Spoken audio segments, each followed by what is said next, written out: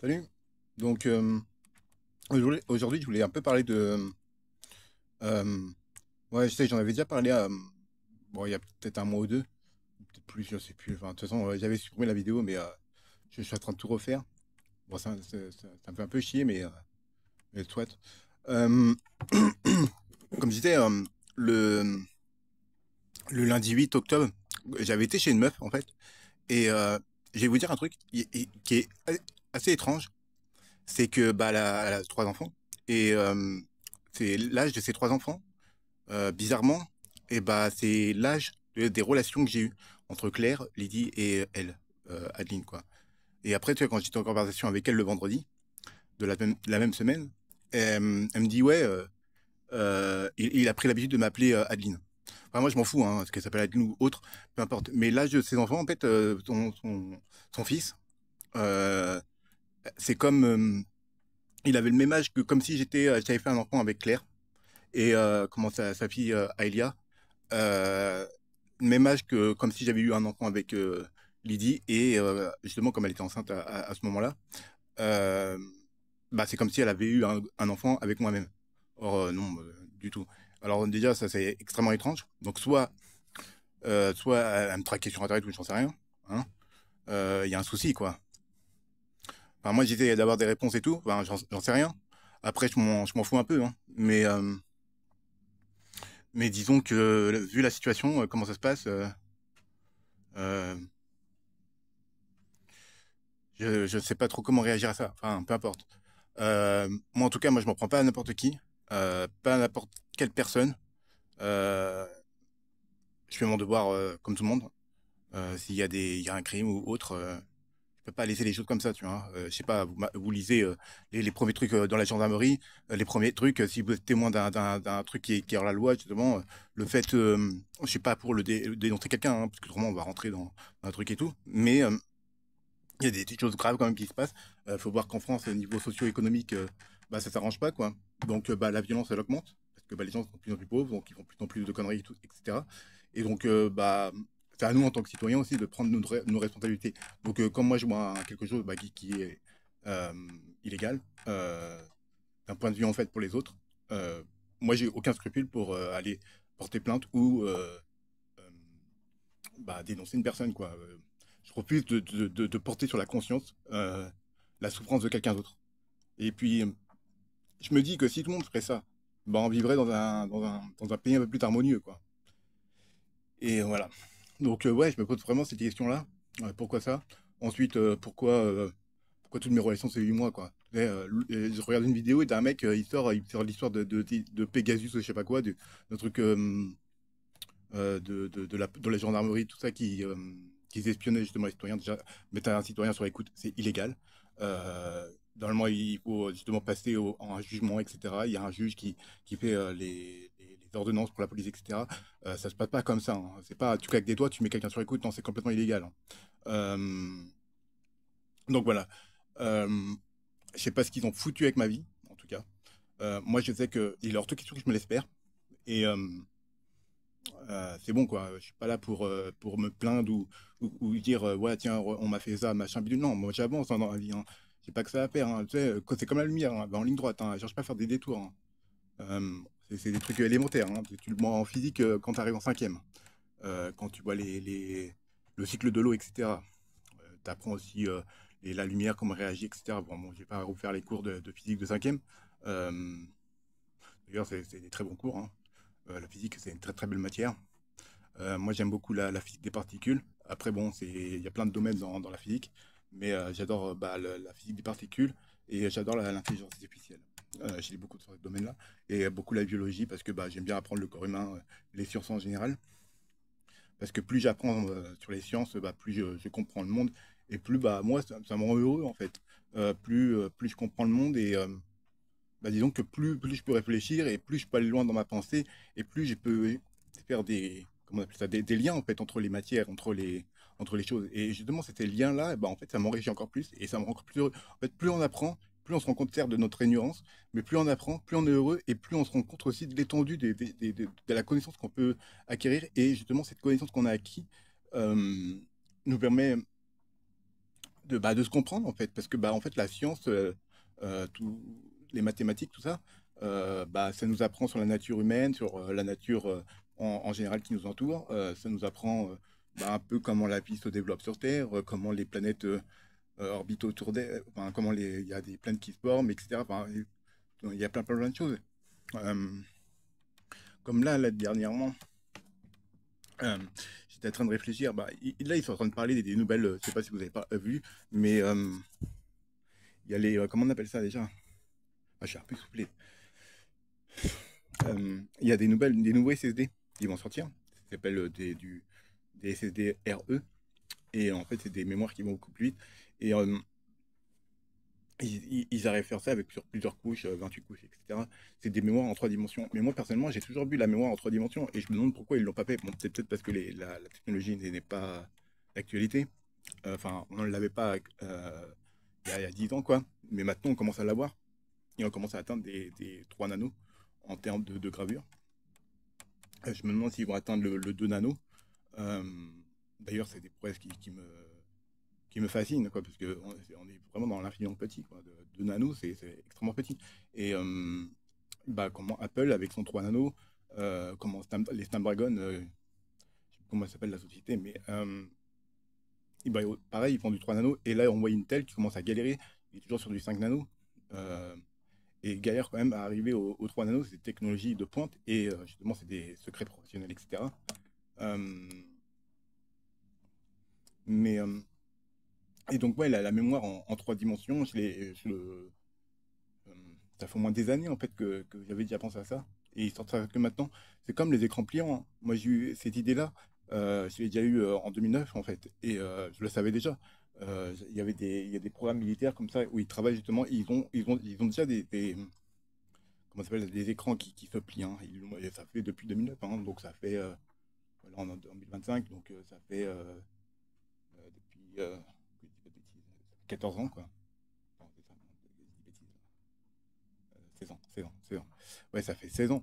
16 ans. Et les trucs pliants, les écrans pliants, etc., ils sortent que maintenant. Alors que ça fait 16 ans que l'armée, ils ont déjà des écrans comme ça pliables, hein. Faut pas oublier que l'armée, la science militaire a 10 ans d'avance sur le civil. Internet, Alpanet, c'est Alpanet, ouais, c'est ça. Les bâtiments, le bâtiment d'Internet, le début, quoi, c'était pour l'armée, enfin, c'était pour les recherches, etc., pour échanger des informations. Euh, et il faut pas oublier que nous, ce qu'on reçoit en tant que civil, c'est des recherches qui ont déjà une dizaine d'années et qui ont été prouvées, en fait. Je veux dire, qui sont. Mais en fait, ils attendent une dizaine d'années pour justement que l'armée a toujours un point d'avance au point de vue stratégique et militaire, mais aussi pour pas que ça tombe dans le civil et que trop vite, pour pas que ça coûte trop cher aussi, pour trouver aussi un moyen aussi de rendre les coûts beaucoup moindres, parce que tu vas pas acheter je sais pas, un processeur, tu vas pas l'acheter 20 000 euros ou 50 000 euros, toi ça t'intéresse pas, toi tu veux te payer ton processeur qui vaut 300 euros. Des processeurs avec 128 corps, même 256 corps, ça existe, hein. Et c'est pas pour autant que toi, en tant que civil, en tant que gamer, t'en as besoin. Bah non, t'as pas besoin d'un processeur avec 128 corps. Et pourtant, il y a des serveurs, ils ont même plus que ça. Il y a des PC où tu peux mettre jusqu'à même 4 processeurs dans un seul boîtier normal. C'est des cartes mères EATX. Et en fait, tu peux mettre jusqu'à 4 processeurs dedans. C'est des gros trucs énormes. Mais tout le monde n'a pas les moyens de se payer ce genre de machine. Et puis, pour quelle utilité? À moins que tu fais des tests nucléaires pour tester comment ça réagit, ou pour tester la cosmologie pour les planètes, pour voir comment elles se déplacent, faire des calculs bien précis, euh, et des choses comme ça. Ou chercher des nouveaux antibiotiques, ou chercher comment on appelle ça, comment on appelle ça, des vaccins, ou des choses comme ça. Euh, Même pour l'intelligence artificielle, par exemple, ça pourrait être utile. Mais faut pas oublier en tant en tant que civil, on n'a pas les moyens de se payer des choses comme ça, et donc c'est pour les coûts sont moindres, etc. Voilà, donc je me pose plein de questions. Euh, je suis vachement essoufflé, c'est hyper chiant ça. Et donc, Ouais, je me pose plein de questions, etc. Je lis pas mal. Là, en ce moment, un peu moins parce que bah, j'ai un peu de difficultés, pas mal de souffrance. Donc, je m'occupe comme je peux, j'écoute de la musique, etc. J'écoute bon, des personnes sur YouTube, etc. Et, mais sinon, bah, je fais de mon mieux quoi, pour m'en sortir, quoi. Euh, je sais pas si vous avez vu, il y a un... Comment ça s'appelle? Je crois que c'est Robot électrique. Il y a un truc comme ça, Robot... Non, Robot... Enfin, il y a un film comme ça qui est sorti. Ah, je sais plus le nom. J'ai des plein de trous de mémoire en ce moment. Ouais, c'est peut-être le début d'Alzheimer, de la démence. Ouais, il y a un film avec des robots là qui reprennent leurs droits parce qu'ils ont perdu leurs droits, etc. En gros, l'humanité euh, considère pas les humains comme les robots comme des, des, des vraies personnes, quoi. Et bah, ils ont une vraie conscience. Et un jour ou l'autre, on va vraiment se la poser cette question. Quand l'intelligence artificielle sera suffisamment évoluée et que l'IA sera suffisamment avancée, qu'un jour ou l'autre, il va falloir donner des droits à des robots. On va peut-être penser ça absurde, même c'est même appeler ça un robot, c'est même une insulte pour eux. Euh, c'est comme si nous on nous appelait des singes, bien qu'on est des singes en soi, on fait partie des grands singes, mais en traitant quelqu'un de singe, il peut forcément mal le prendre. Comme avec ma petite sœur, j'avais dit, bah, c'est qu'on est des singes, puis après elle me dit, mais non, on n'est pas des singes. Bah si, si, on est des singes, hein. Elle me dit, on est des humains. Ouais, mais non, mais des humains, c'est des singes, quoi. Donc, mais ouais, un jour ou l'autre, il va vraiment falloir donner des droits, etc. Bon, on n'est pas encore au niveau éthique, etc., au niveau de l'IA. Mais moi, j'ai mon idée. Pour créer une intelligence artificielle, bon, ça pose aussi des problèmes éthiques. Ce serait d'implanter directement des puces dans le cerveau des nouveau-nés. C'est peut-être un cas extrême. Mais ça permettrait de, par exemple, à partir jusqu'à 7 ans, mettons, de mettre une puce dans le cerveau, le développement cognitif, etc., jusqu'à 7 ans, et après retirer la puce. Et après, bah, on a une puce euh, avec un cerveau humain qui s'est construit, etc., avec toutes les ramifications, etc. Et après, bah, il suffira de le mettre sur une machine, et après de construire autour et voir comment c'est construit, en fait. Et après, il suffira juste de modifier quelques trucs, etc., pour avoir quelque chose comment dirais-je, plus précis, peut-être dans ce que le chercheur ou la chercheuse cherche, en fait. Mais bon, ça pose des problèmes éthiques, parce que qui voudrait donner son esprit sa pensée, ou même un parent donner l'esprit de son enfant de 7 ans euh, euh, à justement la science, quoi. Mais en tout cas, une chose est sûre, dans l'avenir, je pense qu'on aura des puces dans le cerveau, peut-être pas forcément pour nous scanner ou pour nous copier, en fait, cérébralement, mais pour maintenir nos mémoires, en fait. Par exemple, on va apprendre un truc, ça va renforcer, en fait, nos mémoires neuronales. Donc en fait, on n'aura plus quasiment d'oubli. Alzheimer, en fait, peut-être qu'on cherche des médicaments pour soigner Alzheimer, mais peut-être que c'est pas forcément la solution pour soigner Alzheimer, en fait, par exemple. Alzheimer, peut-être que ça va passer par la science informatique, par exemple. Dans le sens où, par exemple, quand la personne est diagnostiquée avec un Alzheimer, euh, bah, à partir de là, on va lui implanter une puce et qui va lui permettre de maintenir quand même sa mémoire, même s'il y a un effondrement de sa mémoire. Et elle, quand même, la partie, comment dirais-je, IA, la partie, comment dirais-je, informatique, en fait, qui prendra le relais. Et en fait, bah, le cerveau humain pourrait toujours fonctionner normalement, et avec les ondes alpha, bêta, gamma, delta. Et, bah, il fonctionnera normalement, mais ce sera un accès de mémoire mémoriel au niveau informatique, en fait. Euh, et puis, donc ouais, ce que je disais par rapport à la puce qui sera intégrée directement à un enfant, bien que ça pose un problème éthique, euh, si on le met directement dès la naissance, en fait, bah, à partir du moment où l'enfant grandirait normalement, il aura son vécu, etc. Ou même, il suffira de pas lui dire, en fait. Il suffit de lui mettre, et en fait, bah, comme il le sait pas, bah, il est pas conscient de le savoir, en fait. Et donc, en fait, là, par exemple, le cerveau va créer des ondes, mettons alpha, bêta, on est plus souvent dans des zones, dans du bêta en général. Et bah, en fait, la puce va générer justement des ondes bêta, alpha, etc. en scannant précisément tout l'arbre du cerveau. Euh, et en fait, bah, toutes les pensées qu'on a tous les jours, etc. euh, les connexions neuronales vont justement être renforcées, donc créer des liens, ils appellent ça des liens dorés. Ces liens dorés, justement, vu qu'ils sont euh, renforcés, ils seront plus faciles d'accès. Il y a des mémoires qui seront peut-être plus argentées, d'autres qui seront plus dans la couleur rouge, par exemple, pour savoir les émotions. Donc après, on peut partir sur un arbre avec des couleurs, de l'arc-en-ciel, par exemple, avec des couleurs dorées, argentées, etc. Donc, par exemple, créer des niveaux. Après, il y a des niveaux de conscience, par exemple. L'alpha, c'est qu'on est en pleine conscience. Et puis, on peut très bien créer comme une double personnalité, dans le sens où on peut activer, dans quelque sorte, la pleine conscience. Donc, c'est là où on a accès à toute notre mémoire, tout ce qu'on a lu, tout ce qu'on a pu vivre dans notre vie. Et la partie de nous-mêmes, en fait, notre personnalité qui va être plutôt le côté émotionnel, le côté un peu moins rationnel, etc. Euh, disons que, comment expliquer ça? Ça se ferait naturellement, en fait. On ne serait même pas conscient d'utiliser cette puse en question, en fait. Euh, comment je peux dire ça? Ça se créerait, en fait, c'est comme s'il y avait un deuxième cerveau en nous, de nous-mêmes, en fait, un double de nous-mêmes, qui fonctionnerait comme une ombre, en fait, de nous-mêmes, un écho, en fait, de notre intelligence, et qui nous permettrait justement de maintenir, en fait, l'ensemble. Et donc, arrivé à 75 ans, on aura toujours la condition de quelqu'un de 20 ans, en fait. Et le paludisme, pas le paludisme, la maladie de Parkinson, euh, l'Alzheimer, et il y a une troisième maladie aussi neurodégénératrice, je ne sais plus son nom aussi. Peu importe ces maladies neurologiques, toutes ces maladies neurologiques disparaîtront en fait. C'est comme, je sais pas si le trouble de l'autisme, s'il faut vraiment, je sais pas, moi, pour moi, c'est soigner le trouble de l'autisme, c'est un peu, pour certaines personnes peut-être qui font des crises, etc. Peut-être que ça peut aider pour les crises.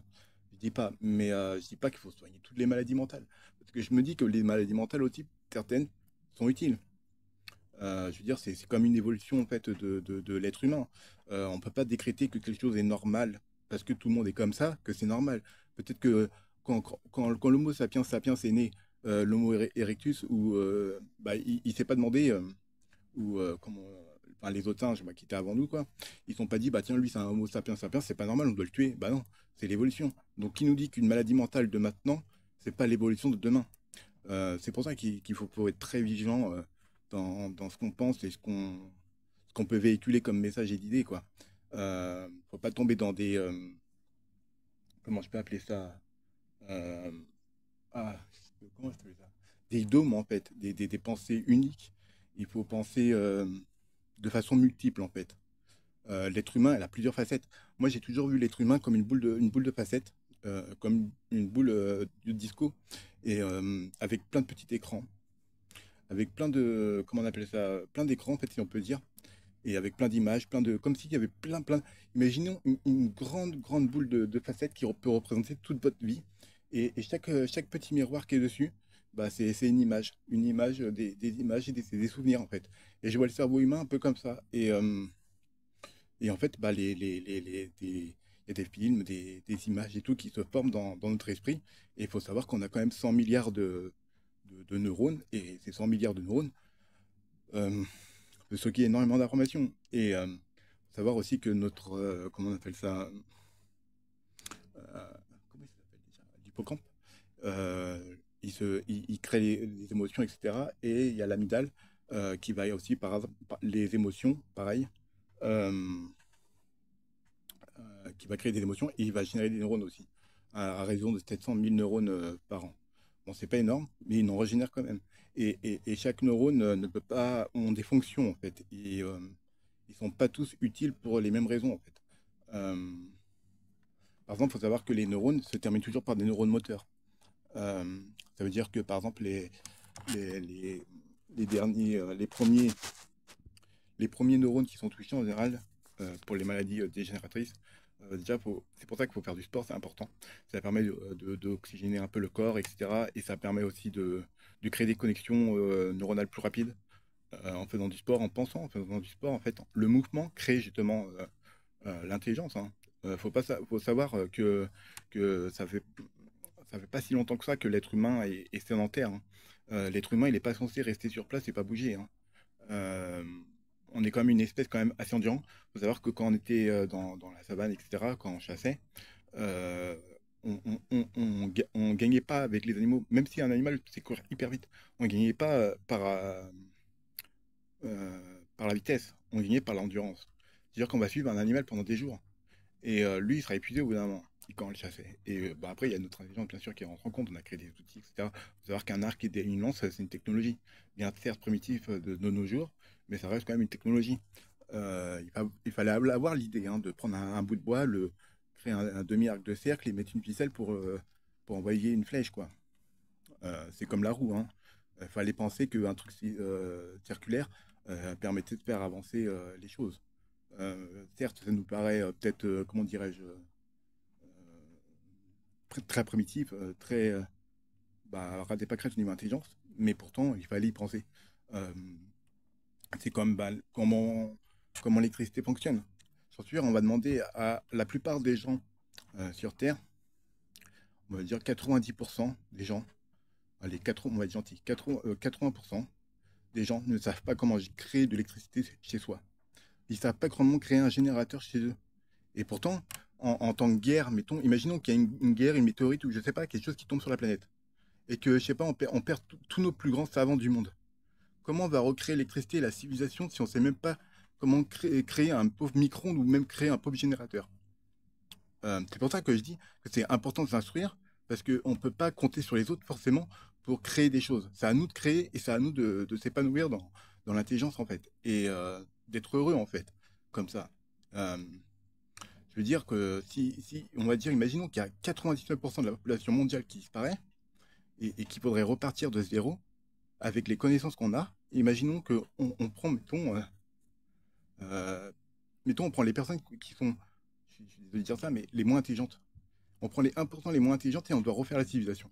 Mais vous imaginez le temps qu'on a perdu, alors que si on ferait l'inverse, on prendrait les 1% les plus intelligents du monde et qu'on recrée la civilisation, bon, on gagnerait des milliers d'années en fait. Et donc c'est ça que j'essaie aussi de véhiculer. Il n'y a pas il n'y a pas de mauvaise connaissance en fait. Tout doit être appris. Euh, je sais, je suis peut-être exigeant envers moi-même ou même envers l'espèce humaine, mais il faut savoir que notre planète, quand même, c'est une certaine richesse. On a une richesse, en fait. Notre planète, c'est une vraie richesse. Que j'avais discuté, pareil, sur l'écologie. Quand une espèce disparaît, comment dire, il n'y a même pas de valeur à mettre dessus. Je sais pas, il n'y a même pas de mots, quoi. Euh, c'est extrêmement précieux. Et donc, notre planète, en fait, faut la protéger, il faut la défendre. Et je pense que pour moi, c'est le rôle d'un être humain, en fait. Toutes les espèces ne sont pas conscientes qu'ils vivent sur un caillou, quoi. Enfin, un caillou, c'est plus complexe qu'un caillou, mais qu'une planète, quoi. Et on est l'une des seules espèces qui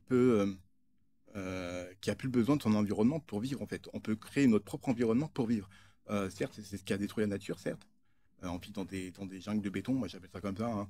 Les quartiers, les grandes tours dans les cités, etc. C'est des jungles de béton, hein. Des fois, il n'y a même pas d'arbres.